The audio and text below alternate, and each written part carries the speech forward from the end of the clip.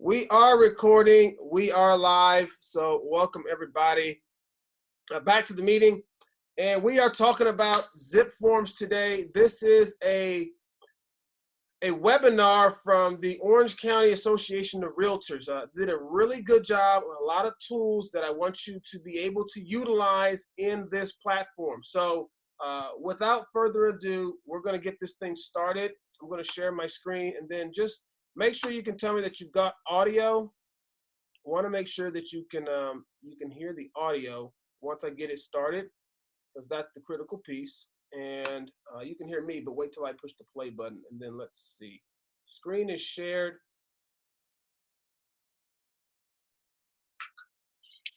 Now when you hit sign in, Audio good?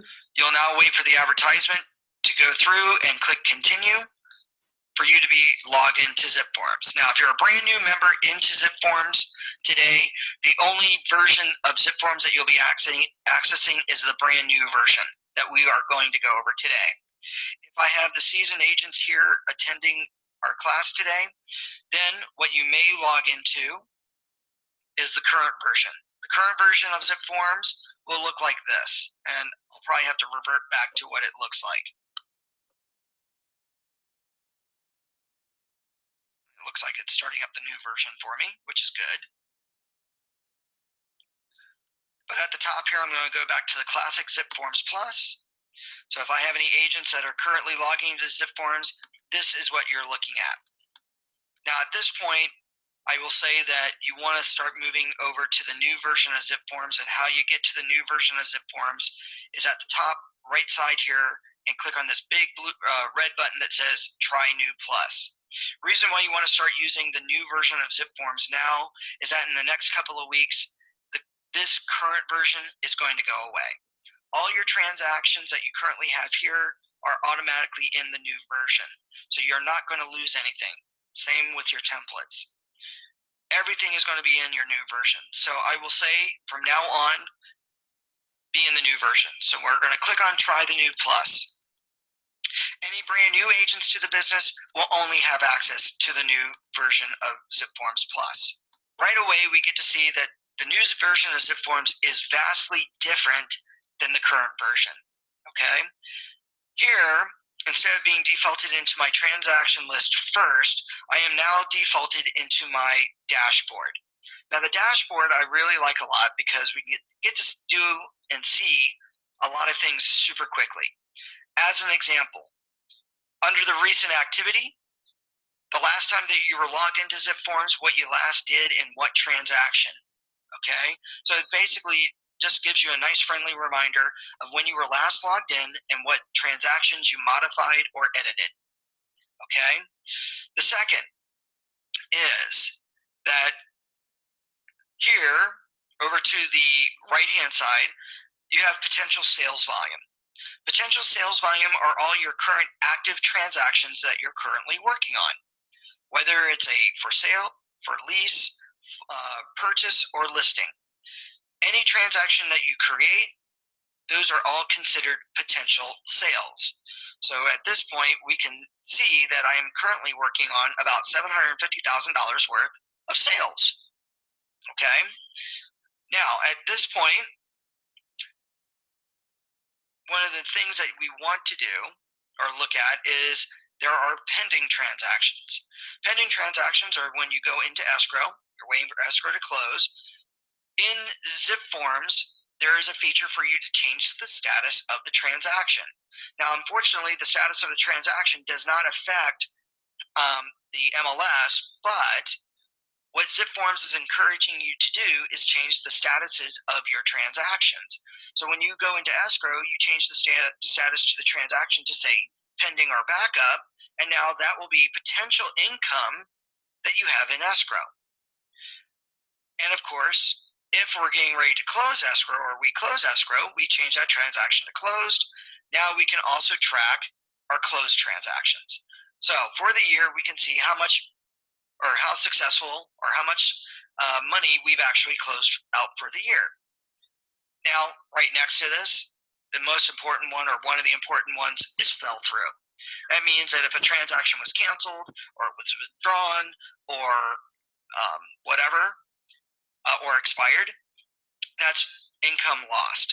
Now I know when I show this one here that a lot of agents tend to get a little defensive and go, I don't want to see how much money I've lost.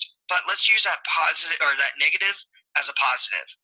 Maybe you need to evaluate what you've been doing for the year. So you get to see what you are currently working on, how much money you've got in escrow, how much you successfully closed. But here, if you notice that you've lost more than you've closed, what are you probably going to need to do? And by the way, the answer is not, I'm going to quit the business. The answer here would be, I need to reevaluate my business model. I need to start closing more successfully than letting things fall through. So in a way, this will be a nice transaction management system to see what your productivity has been like for the year. So this is a great tool for you here at the dashboard. Now, from the dashboard, I can create a transaction just from the dashboard.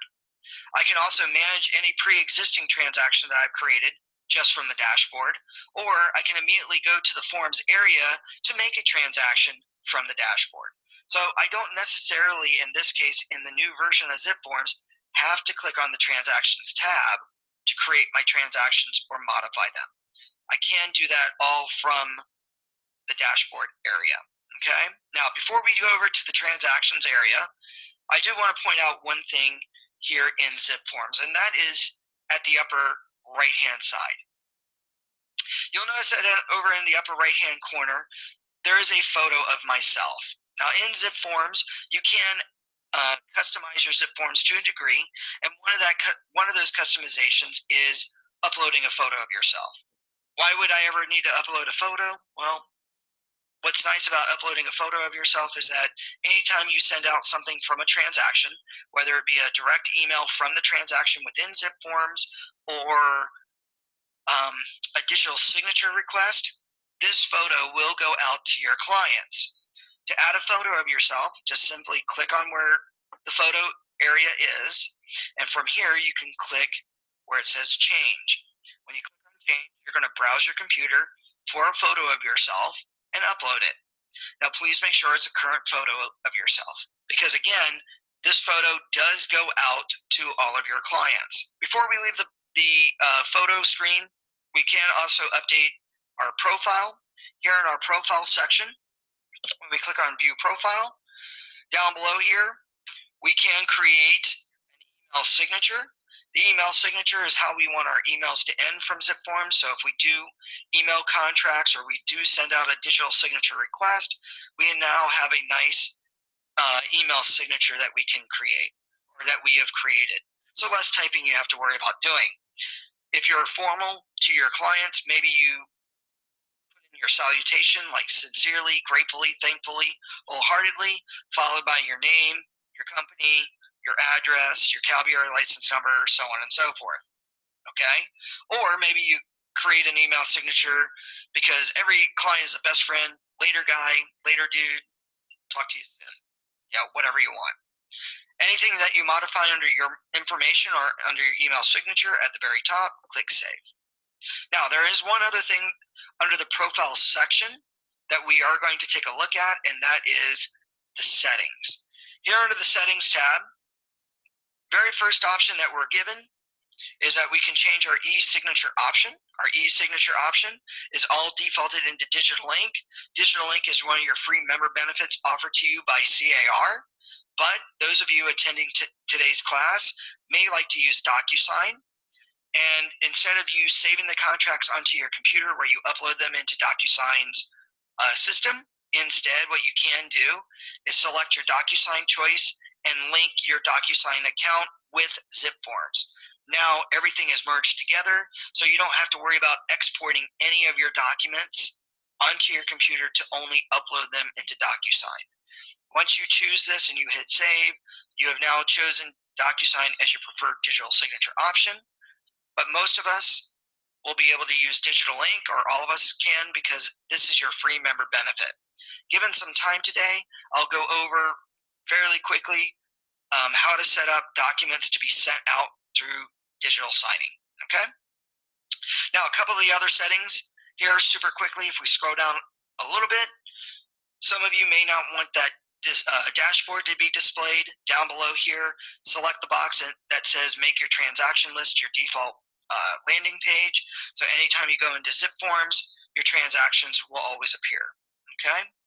And then the other option, set up your auto save. Click on the down arrow. It's typically in the off position. We've all had this happen where we're at the crucial stage of writing up our contracts and then our computer dies and you've lost all your work. Set the autosave. If you click on the down arrow, you can set your autosave to every 15 minutes, 20, 25, 30, or every hour. I personally recommend every 15 minutes. That way, in case your computer crashes, you haven't lost more than 15 minutes worth of work. After you set up your interval of the autosave, at least come up to the top, click Save, and save your options. Back at the Transactions tab. Here at the Transactions tab, here's a list of all my pre-created transactions. For those of you who don't know how to create a transaction, we'll go over how to do that today. But very simply, there are two ways of creating a transaction in Zip Forms. Actually, technically three. The first is from the dashboard section where we can click on Create a New Transaction. The second, under the Transactions tab, is the New button. If I click on the New button, what's different here is that I now get to pick and choose first, what type of transaction am I making? Am I creating a new listing for sale? Am I creating a new offer for sale? Am I creating a new lease for a tenant to make an offer on a lease? Or am I creating a new lease listing to list? Pick what type of transaction you're going to create.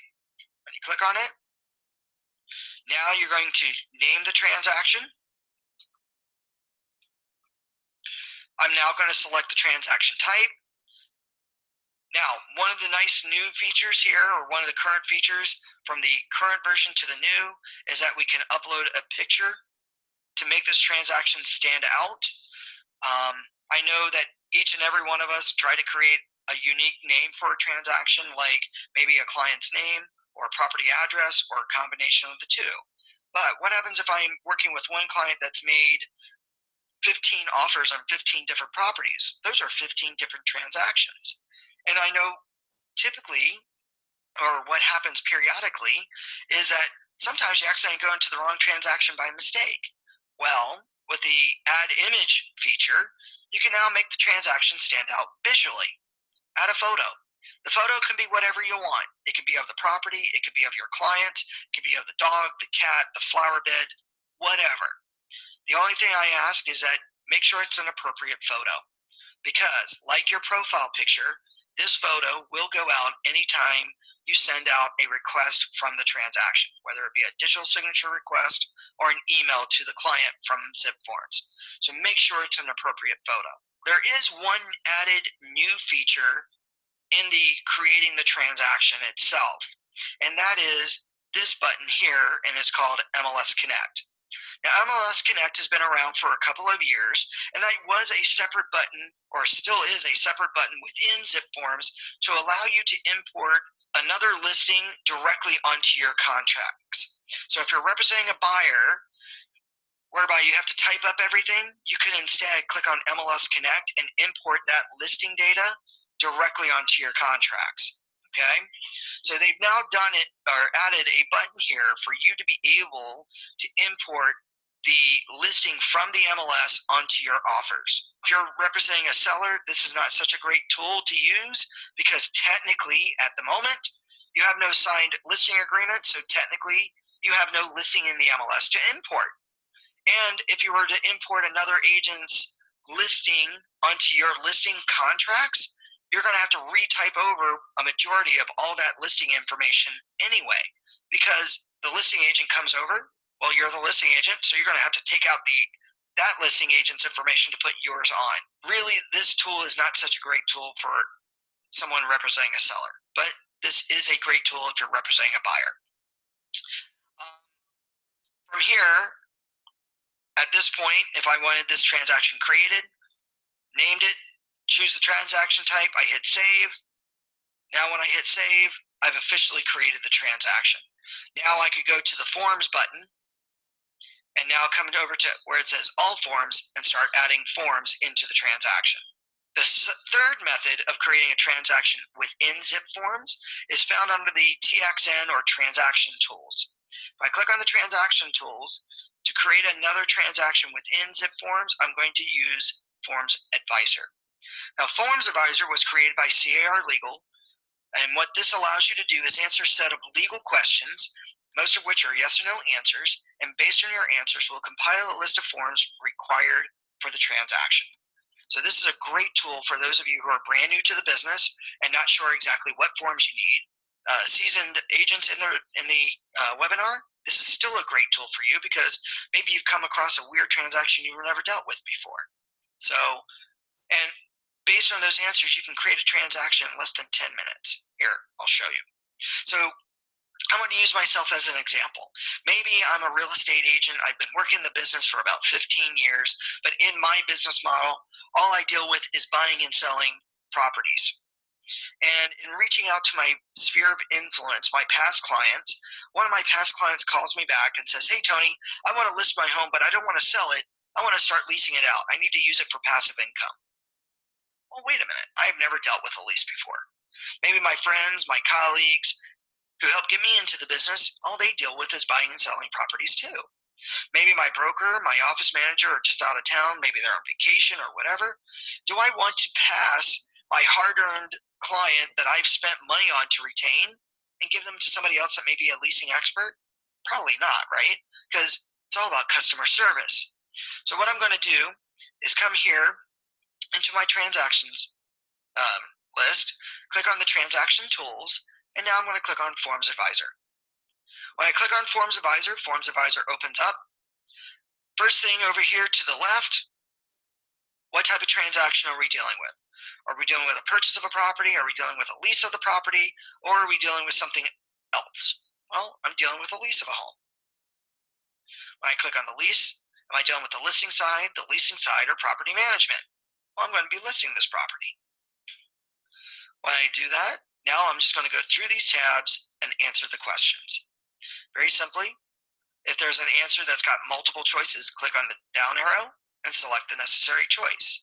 If I need to switch an answer from yes to no or no to yes, simply click on the answer. Once I'm done with the first tab, hit accept and go right on through. Now, I'm going through this super quickly, but you're going to go through this a little bit slower. You're going to read all your questions and answer them as best you can, because you're going to ask yourself at some point, how would I ever know the answer to this question? Well, just remember, these are lawyers asking you these questions. And if you guys have ever watched any lawyer program, whether it was Court TV or CSI or whatever, that sometimes these lawyers ask you some of the most off-the-wall questions. Answer them as best you can, because the more accurate you are with your answers, the more accurate the system will be in giving you the necessary forms required. So, once you're done with the last set of questions, here at the summary gives you a chance to review all your questions, all your answers. If you agree with everything here, you're going to hit I accept. When you do that, you're going to name your session.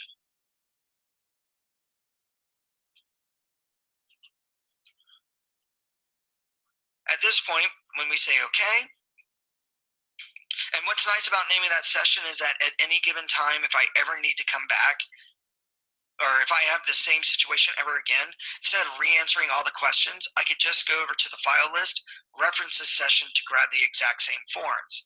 Now, once I create the session, here we go. It analyzes my questions, my answers, and now it gives me a list of everything that I need.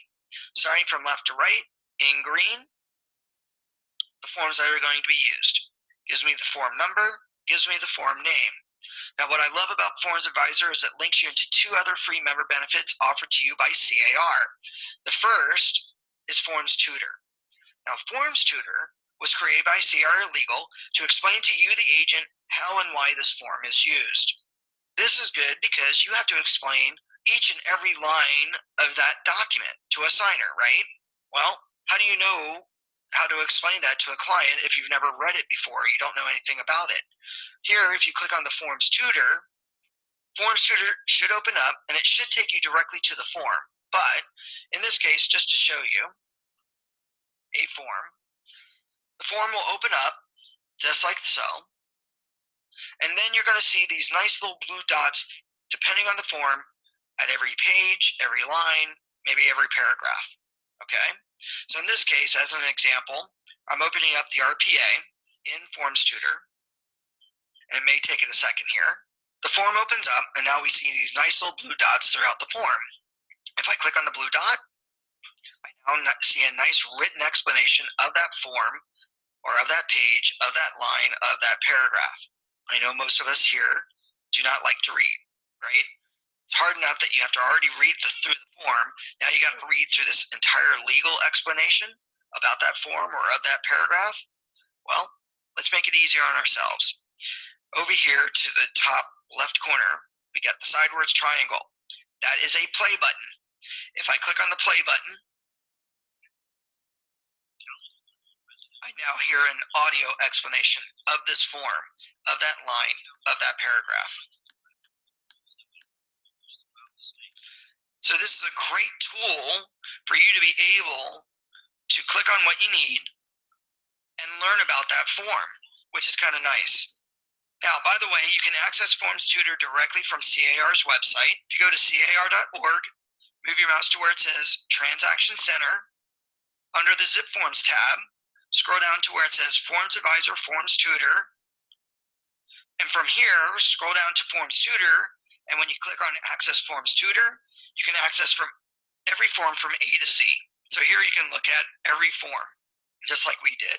So this is a great learning tool to learn the legal aspects of your forms. The second member benefit that Forms Advisor links you to is the legal Q&A section at CAR's website.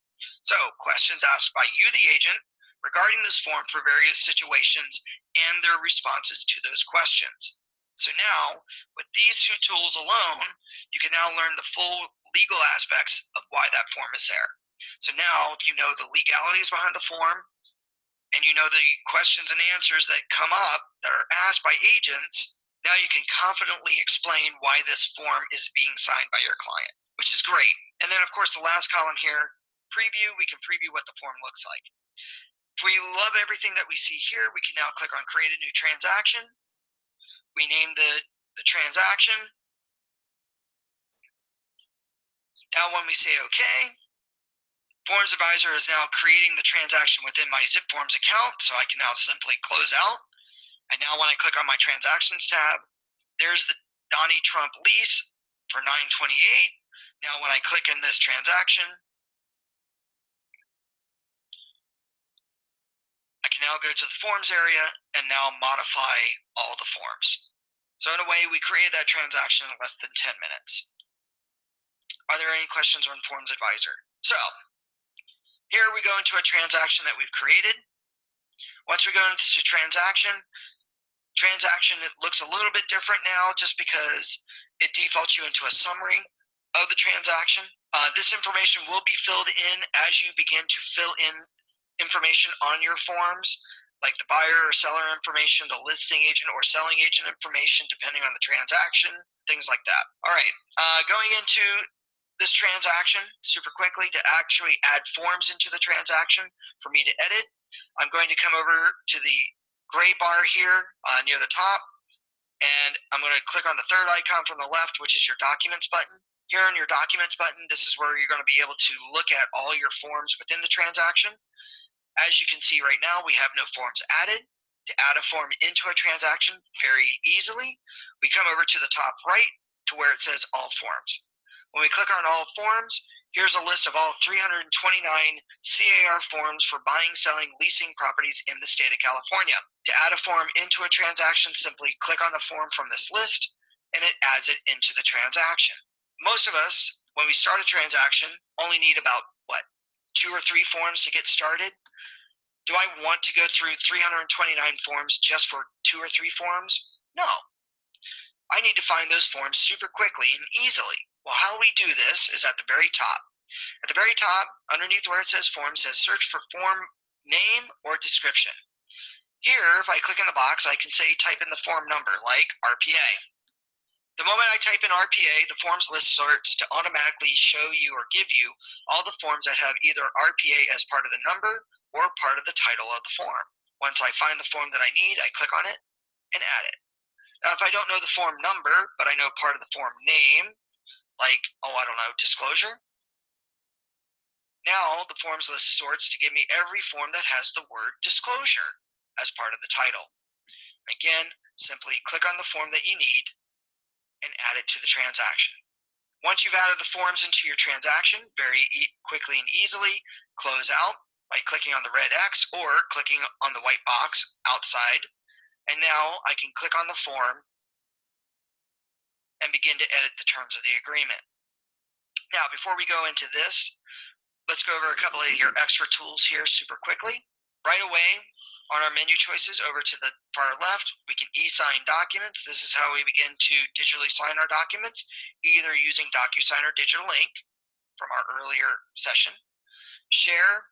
The share button allows you to give access into the transaction for someone to view, save, and print documents from within the transaction. So if you have PDF documents or PDF files within the transaction, you could actually share those with other people, like another agent or your TC or your assistant or your lender, your title, your escrow, your broker, whoever. You're not limited. Just give them access to view, save, and print the necessary documents they need to continue with this transaction. MLS Connect, as I was talking about earlier, MLS Connect is a great tool for you to import MLS listing data directly onto your contracts. How we do that, we simply click on the MLS Connect button. When we do that, it defaults us to our MLS system. For all CRMLS users, this is a free tool offered to you by CAR. We come down below, we now need to select the property type, because when we type in the MLS number, if the MLS number, when we go to find it, doesn't match the property type, it's not going to find the listing in the MLS. So if we're representing a lease or a land lot or a mobile home, click on the down arrow and select the appropriate property type. Then, once you do that, come over to the MLS listing, ID number, and now type in the MLS number. So PW17878081 as an example. By the way, I can include the primary listing photo on my agreement or on my transaction. Don't worry, this is not being advertised, so I'm not using another agent's photo without their permission, because this is between me and my client. So this photo doesn't go out anywhere other than me and my client. At this point, now when I click find, Zip Forms will now connect up to CRMLS, and hopefully, knock on wood, we find the listing just like so. Now when I hit save, I have now imported the MLS information onto my contracts. So when I go into a contract, as an example, the cover sheet, we can scroll down on the cover sheet. By the way, cover sheet's got my client information. First name, last name, email address of my clients.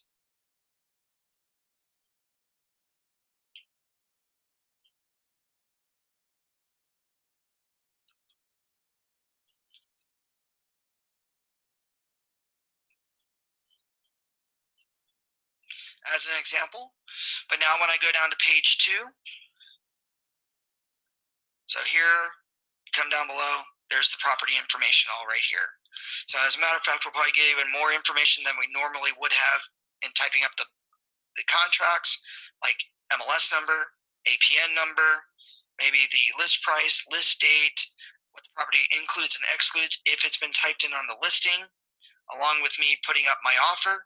We scroll down a little bit further, and here we've got the listing brokerage information, all nice and neatly typed in for us. So this is a great and easy tool for us to import our information onto our contracts. Besides MLS Connect, as I mentioned earlier, we can have PDF files added into this transaction. So in this case, I represent a buyer. We're writing up a purchase agreement. There are other documents my buyer needs to give to me for me to submit a formal offer to the listing agent, like proof of funds, earnest money deposit check, bank statement, letter from their lender saying what they're approved for, and maybe a letter from their parents saying that they're a great buyer, right? got about 5 or 6 different documents. Well, with the Add Documents button, I can click on Add a Document, browse my computer for that document, wherever that document may be. And now when I say OK, a copy from my computer has now been uploaded as part of the transaction. If you upload a PDF document into the transaction, you can also get it digitally signed. You can just, all you have to do is just place the areas on this document for the signer to sign. That's all you got to do. So this is great for buying agents. This is great for selling agent or listing agents. So maybe I'm the listing agent. Maybe we go in and we add the offers in our transaction. Now, if we're adding in documents, we need to keep them organized. This is where the Add Folder feature comes in. Click on Add a Folder, and now we just name a folder. Client Stuff. Now, when I say OK, a folder is created. Now I need to get this document into that folder. Simply hover over top of the document, click and hold with my mouse, drag it over top of the folder, and let go. Now I've moved that document into this folder.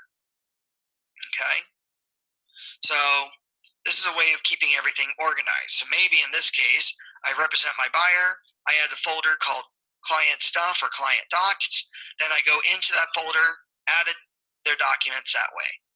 Or maybe I represent the seller, and now I get offers from other agents. I'll create multiple folders. Offer 1, Offer 2, Offer 3, Offer 4. And each and every one of those folders will have the individual offers for that from that buying agent. So this is a great tool. These two are great tools for you to add in foreign documents. Okay. All right, let's go into a form. Going into a form, very simply, we click on the form that we want to modify and edit. From here, we've got several other tools that we can work with. Again, we've got e-sign towards the left. We've got MLS Connect to add in documents. The other one that we want to do is FastFill. Love FastFill. What FastFill does, and I notice here that there's the Save button. Save button will appear anytime you modify anything in the contract. This used to be all the way over to the far right, but they just moved this the other day. And I want to say they moved it yesterday. So you got your manual Save button. Okay? So we modify something in the contract, we can manually hit the save. Or if I change something in the contract and I forget to hit save, the moment I go into a different document, you'll notice that it automatically saved my work. So you've got the auto save, which saves every 15 minutes, and now you've got a manual save, and now you've got an auto save. FastFill, love FastFill. What FastFill does is it takes out all this pre-written legal text and leaves in only the blank lines of the contract. So if I know the contract like the back of my hand and I want to fill it out super quickly, click on FastFill, take out all that pre-written legal text, and now we can just fill it in from top to bottom, just like so. Okay? So it's a great and easy tool to fill out your forms super quickly.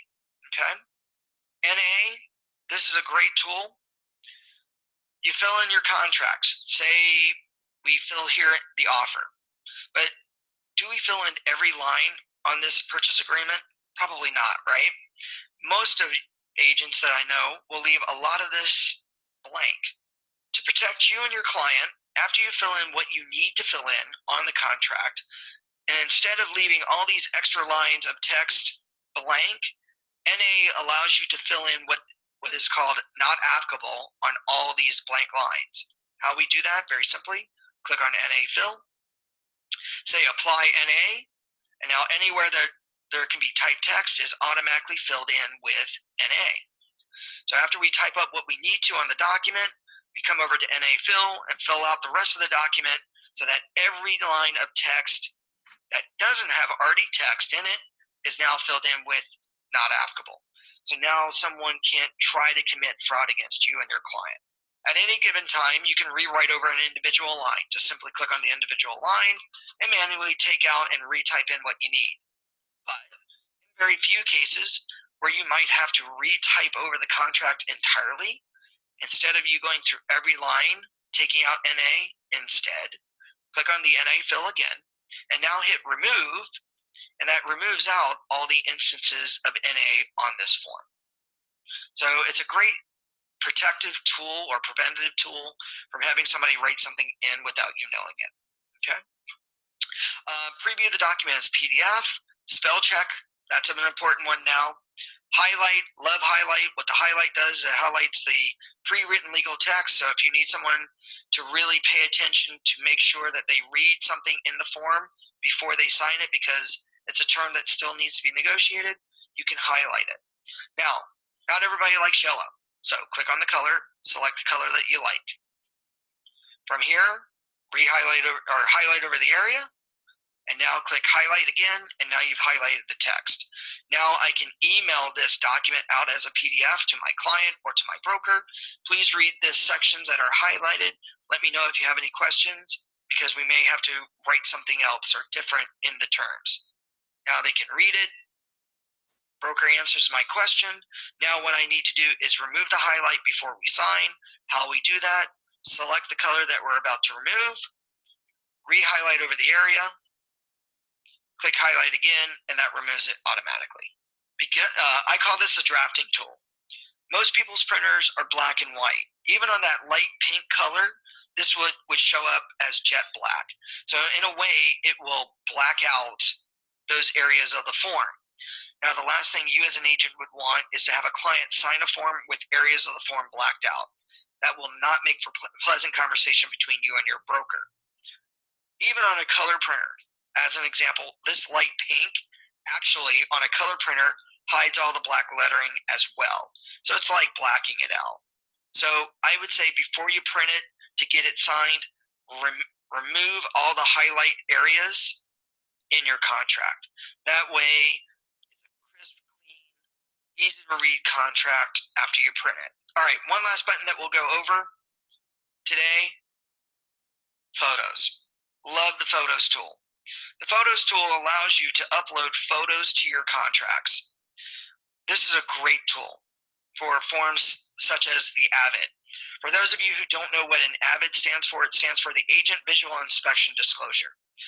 Basically, this is your form that you need in order to walk around and visually inspect the defects of the property. Doesn't mean that you have to get in the attic or get underneath the house. Not that you have to get under the house yet here in California, but you have to walk around the house and notice any visual problems. Now, the one thing that I always hear from agents is, well, we have to be careful of what we say on the AVID. You're absolutely right. You can't say what type of stains on the carpet or what type of cracks are in the wall, right? You can't say that's a big crack, small crack, or a medium-sized crack. All you can say is that there's a crack.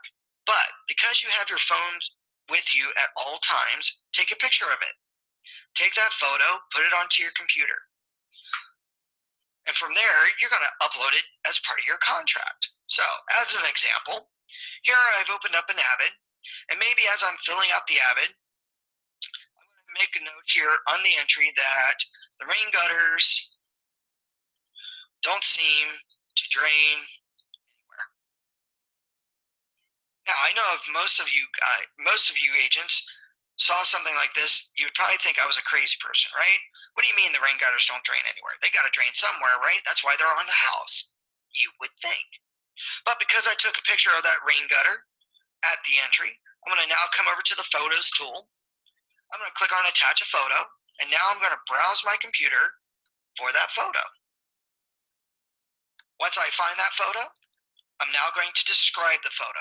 It's important that you describe it, because you're going to have things link up here. So rain gutters, above entry. Now when I say OK, a copy from the computer has now been uploaded and made as a reference on the contract. Now I can click on the reference, drag it to where it needs to go, and let go. Maybe I make another note that maybe in the dining room there is floor damage near the sliding glass door. Again, browse my photos, attach, find that photo, and describe it. Floor near sliding glass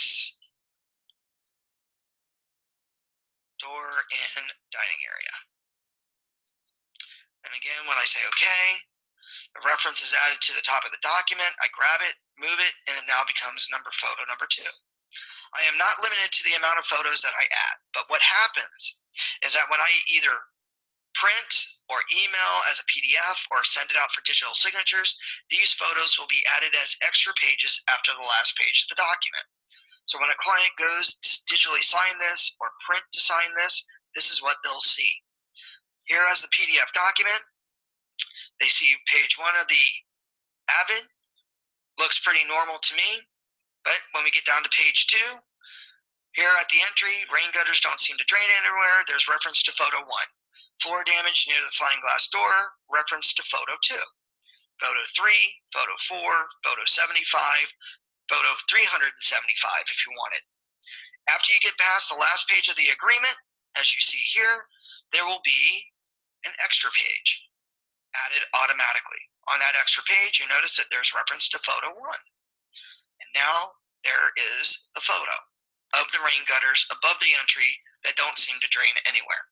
So now when you see something like this, you can now take a picture of it and disclose it. Or, as we go down a little bit further, there's another page, photo 2, there's the floor damage near the sliding glass door in the dining area. Don't know what type of damage it is, but now I have properly disclosed it to my client for them to maybe evaluate and maybe think about doing an extra inspection. Are there any questions on this? That looked pretty neat. I will say that besides the Avid, this photo feature is probably good for 2 other forms. The other form that I think this is super good for is the RR, the repair request. You put together your repair request after an inspection. What's part of your inspection? The inspection report. What's in the inspection report? The photos. Ask your inspector to email you a copy of the photos. That way, when you're putting the repair request together and you're making references to what line items in the inspection report that your client wants repaired, you can now attach a photo next to that line item in the repair request. Now, in a way, you've helped the listing agent and the seller not have to look at a separate document to see what it is that needs to be repaired. It's all right there in front of them. The third form that this is super good for, besides the Avid and the RR, the MEMO, the move in, move out inspection. Basically, you do a MEMO with a brand new tenant, you now take photos. So now that, and attached to the MEMO, the tenant signs off. Now you got a before of what the property looks like as they move in. Now when they go to move, the tenant goes to move out, you go around with your brand new MEMO, you take brand new photos of the current conditions as they move out. Now there's a before and after. No longer can the tenant say, nope, this was always like this when I moved in. You can now show them visually on the MEMO that they've signed. By the way, and I'm going to show you this really cool, I'm going to preview this document one more time. On those photos that you uploaded to the contract, there's a date and timestamp of when you uploaded it to the contract. So hopefully when they sign off on this, the dates and the time that they sign off match up. This is another reason why we also describe the photo, so that you can show, how everything combines together. Are there any questions on this? All right, let's show you one last thing, and I'll let you guys go, and that is digitally signing contracts. Today what we're going to do, because this is an intro class, is we're going to show you how to set up contracts to be digitally signed, to email a signer the request to sign the document. So today it's all about the beginning of doing that. Very simply, as I mentioned earlier, you have choices between 2. You have DocuSign, Digital Ink. DocuSign is a third-party vendor. That third-party vendor, if you go to DocuSign.com, sure, Letras, sure, I can go over what a template. All right, let's go over a template quick. A template, just so you know, a template is a basic way of setting up forms that you constantly use for multiple transactions. A template will save you anywhere from 15 or 20 minutes per transaction. Basically, a template are a set of forms that you constantly use for multiple transactions. But instead of going into a transaction where you grab blank forms and fill out everything from scratch, in a template, on those forms you can have some generic information. Generic information for that type of client would probably be your name, your company, your copyright license, and of course some basic generic terms that you always try to negotiate for. And again, a template will save you anywhere from 15 or 20 minutes per transaction. How we create a template in ZipForms, we come over to the templates list. When I click onto the templates tab, here's a list of all my created templates, but if you don't have any templates, not a problem, this will be blank. To create a template, come over to the top left corner here and click on New. Like creating a new transaction, you're going to name it. What type of template would you like to create? Listing for sale, offer for sale, offer for a tenant, or a new lease for a landlord. Maybe I want to create a new template for a buyer. If I click on New Offer, now we're going to name it, but we're not going to name it client or property specific. We're going to name it something client generic. And what I mean by that, because we're creating a buyer's template, maybe I call the template buyer or purchase or standard sale purchase. Maybe I go as far as creating an REO purchase template or a short sale purchase template. If I'm creating a listing template, maybe I call it listing or seller or standard sale purchase or short sale purchase or REO purchase, whatever you need. So in this case, I'm going to name my template.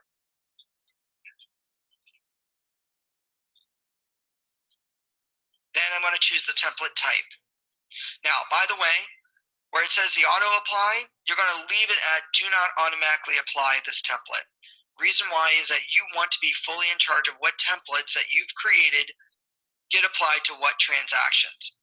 Here, you've got two other choices to automatically apply this template to every purchase, but maybe not every purchase is a standard sale purchase. Maybe one's in REO or probate. You're going to use different forms. And of course, most importantly, you don't want to automatically apply this template to every transaction, because what happens if you're representing a seller? You're not going to want your buyer's template added or your buyer's contracts added to a seller's transaction, right? So leave it at do not automatically apply. Once you name it, choose the property type and the auto apply as none or do not, hit save. Now, just like with a transaction, we go and grab the necessary forms that we need for this template. Those of you who are working at companies that give you a list of forms required for every transaction, use this search bar and grab the necessary forms for this template. Things like that. Now, once you add in those forms, now click on the forms and type in your generic terms. Again, you're not going to be worried about adding in a client's name or property address, but you will add in your information.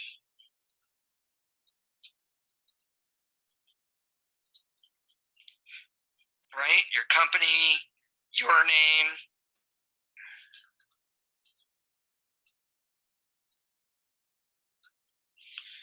maybe your copyright license number, your email address, things like that. Okay? Maybe we go into these forms and we type in our generic terms, right?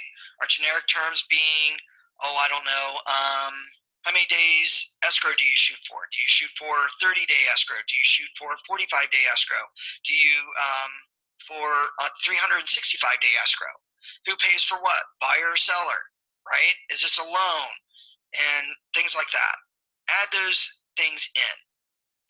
Now, once you're done adding in your generic terms onto this template, now we're ready to apply that template to a transaction. So now when we go to create a new transaction and we name it and choose the transaction type, we'll now get a selection here called Select a Template. Click on the down arrow and now grab the template that you need.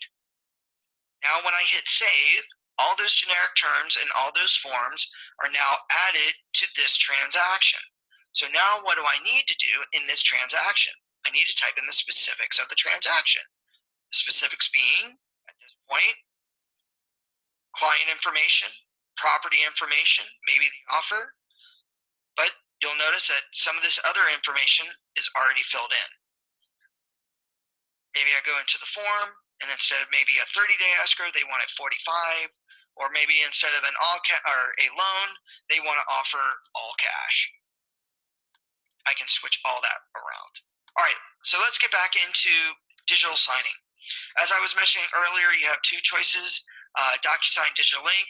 DocuSign third-party vendor charges you about $250 a year for unlimited signing using DocuSign. Sorry.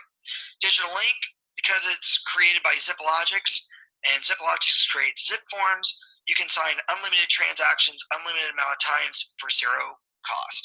Before you and we are going to go over really quickly how to set up documents to be sent out for digital signing using Digital Ink. Reason why I like Digital Ink, one of the many reasons why I like Digital Ink, besides it being free, it is very user-friendly, just like DocuSign. You're going to hear a lot from a lot of other agents that DocuSign is the end-all and be-all of digital signing, and that was probably true about 8-9 years ago, because Digital Ink was not very user-friendly, and it was definitely not very customer-friendly. Today, that is not the case. Both systems are very easy to use, so it just really comes down to personal preference, okay?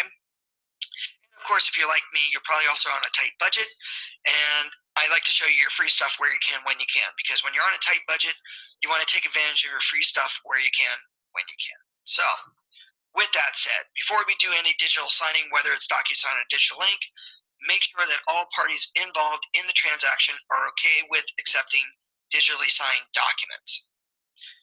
Double check with your vendors, like your title, your escrow, your lenders. Make sure that they are okay with accepting digitally signed documents. Also, double check with your clients. Not every client is a technically advanced or technically tech-savvy client. So your clients may not want to do digital signatures, okay? Doesn't mean that we don't want to work with them. Just means that we have to figure out other ways of getting their names on the contracts. One big indicator that they're probably not going to be tech savvy is if they don't have an email address. I've heard that many a time. Can I send this out to my clients for digital signing if they don't have an email address? And the answer to that is no. They have to have at least an email address. They don't know how to use email. You probably don't want them to digitally sign the contract. Now, besides you and besides your vendors and your clients, great opportunity to talk to the other agent on the other side of the transaction. A quick, simple yes, no, do you accept digitally signed contracts? Hopefully they've already double checked with all their vendors. They'll tell you a quick yes or no if they do or don't. So find that out ahead of time. But today, in the perfect world, we're going to digitally sign contracts. How we do that? Very simply, be in the transaction. When we're in the transaction, move your mouse to where it says e-sign. By the way, everybody can practice this today. All you need to do, create a transaction, call it test. Grab at least one form. On that form, you must at least have a signer's name and a property address to do what we're about to do. From here, when you click on e-sign, after you save your work, this will take you to all your digital signing history for this transaction. Well, if this is a brand new transaction, there is no previous history here. So the only choice I have available is create a new signature packet. When I click create a new signature packet, the signing service is defaulted for me as Digital Ink. If you're a DocuSign user and you selected DocuSign as your default choice, your signing service will say DocuSign.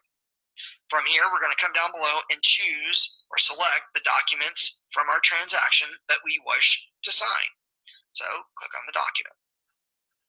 From there, when we click on the D icon, we're going to now select what forms or documents, whether it's a PDF document or a contract itself, to be digitally signed. When I select the document, I hit close. Here are the documents I've selected. I'm now going to come over to the top right and click next. Now I need to select my signers, select the parties. Come over to the left-hand side, click on the little blue icon with the person with the plus sign, and from here, when I click on that, I'm now going to go with the transactional parties. The transaction parties are the people that are typed in on the contract, you and your clients. I now select the signers that are going to sign. Now this is what I love about the cover sheet.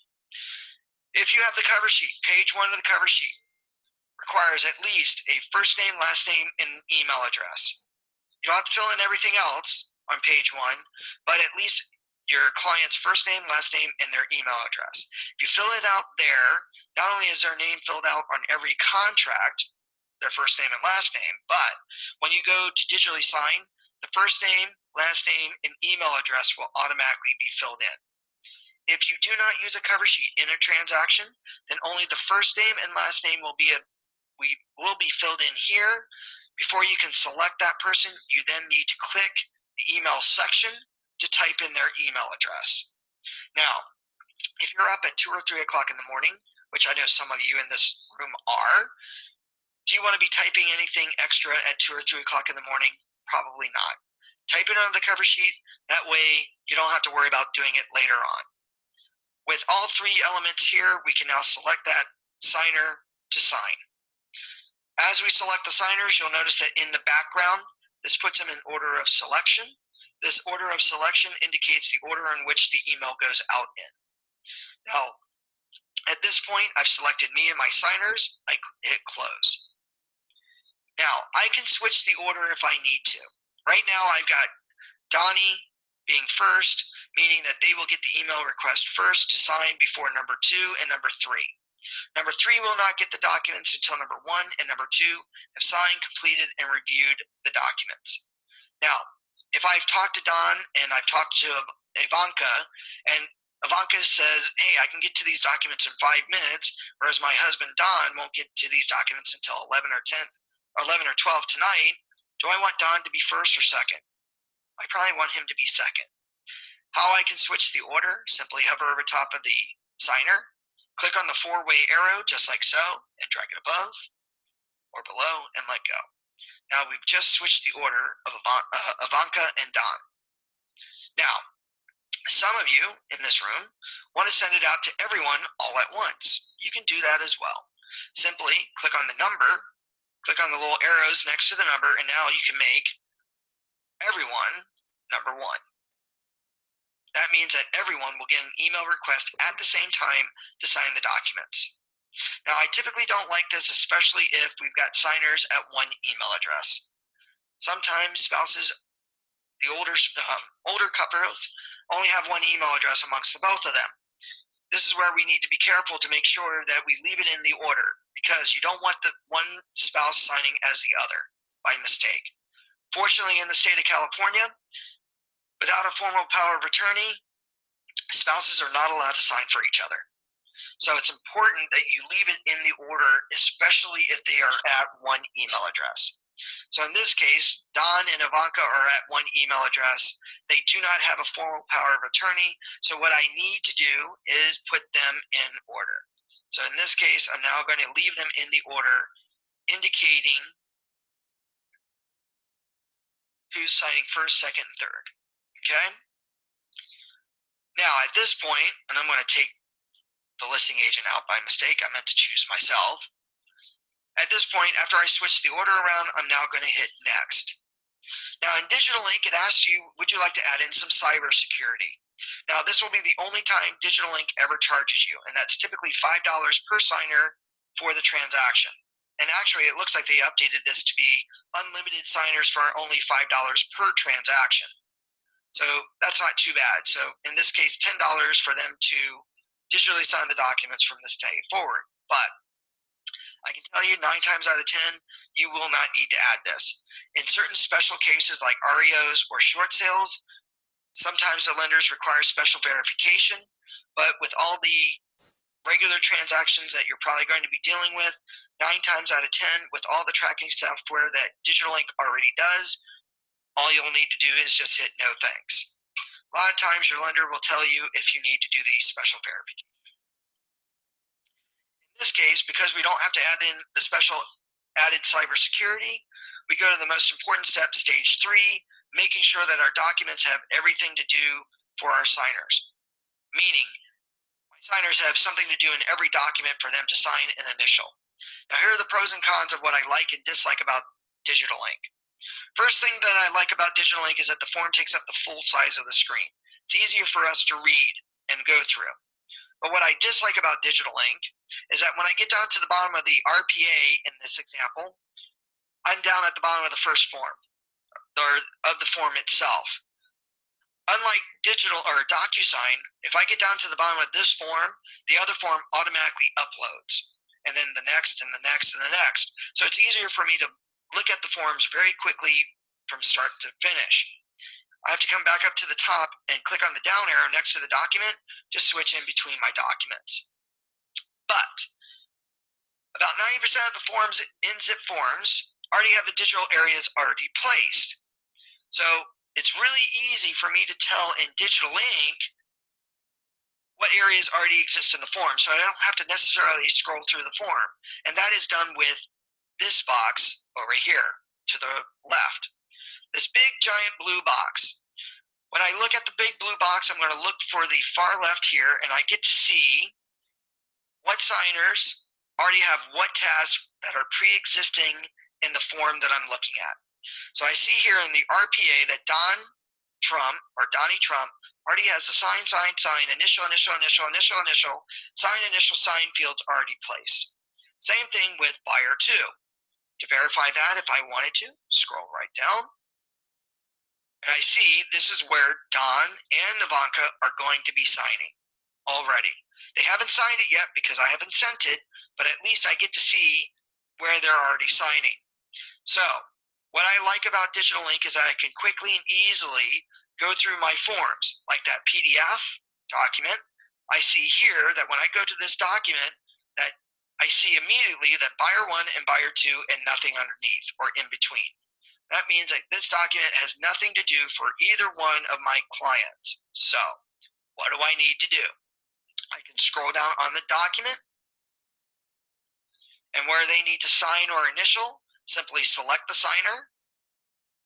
Now I can choose a task by clicking, holding down with my mouse, and dragging and letting go into position. Now I've just added a signature area with a date box for buyer 1. Click and move the box, select the second signer, click, drag, and place for buyer 2. Just like so. So what I'm going to do here in Digital Ink is go through all my forms that I'm signing this time, whether it be 2 documents, 1 document, or 15 documents, or in some cases 60, and make sure that every signer that's supposed to be signing has at least 1 task to do in each and every document. If you notice here in the PDF file, all we needed to do was add in where they needed to sign. So any listing agents that are here, if you get a PDF RPA, you can upload that PDF document into your transaction. And now all you need to do is place the initial and signature areas for your sellers on that RPA PDF. That way, now once you've done that and you hit send, the email request will go out to the first signer for them to digitally sign the document. Once all signers are done signing their documents, you will get an email that says the documents are complete, and in that email will be a zipped PDF file of all the signed documents. But in Zip Forms, because it likes to keep everything all in one place now, within the body of the transaction itself, within the first 30 seconds of the last signer signing the contract, a folder is automatically created that says signed documents or Digital Ink signatures completed on, and then the date. And in that folder will be the signed PDF files. Are there any questions on this? Well, if I haven't overwhelmed anybody, which is a good thing, let me give you my information again. I want to thank everybody for attending today's webinar.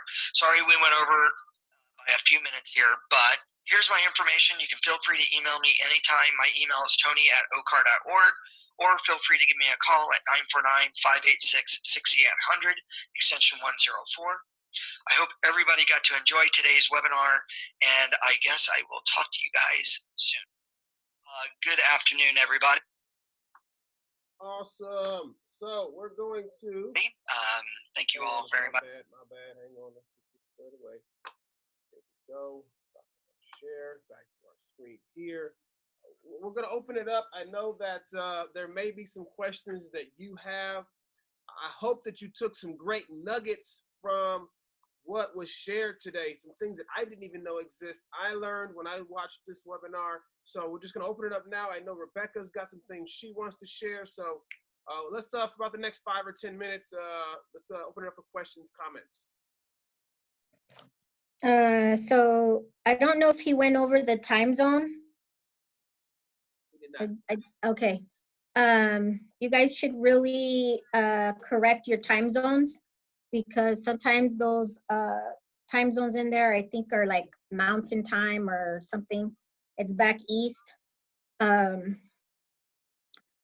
zones. The other thing I had was when you have a trust, you go into parties. That way you can put the trust name at the top and the person's actual name who's signing on behalf of the trust or the LLC.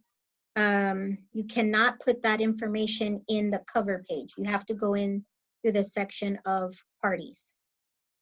Make sure when you guys use templates that you double check that you're using the most current form so that they can be You have 9? updated forms.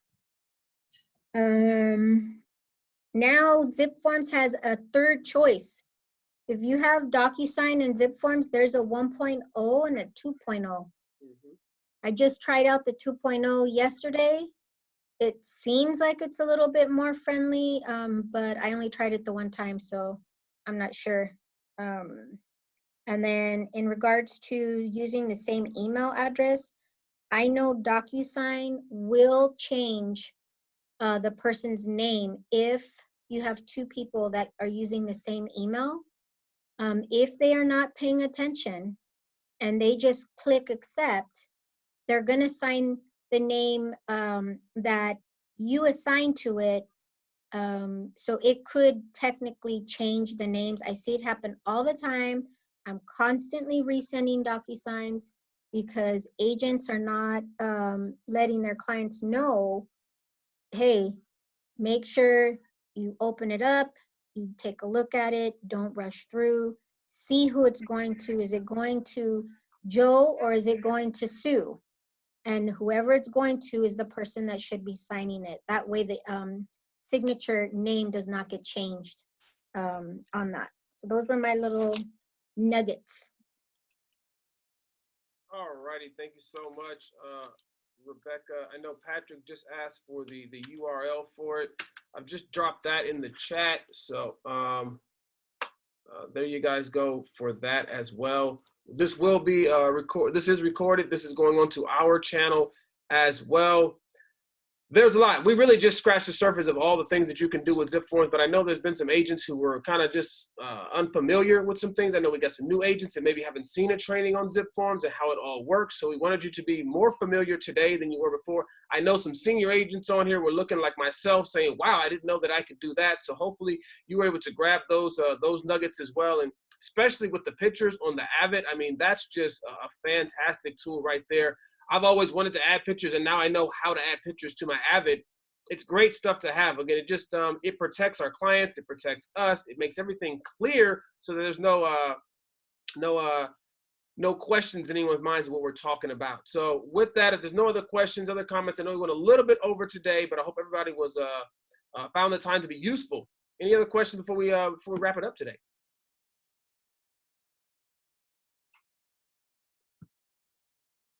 Nope.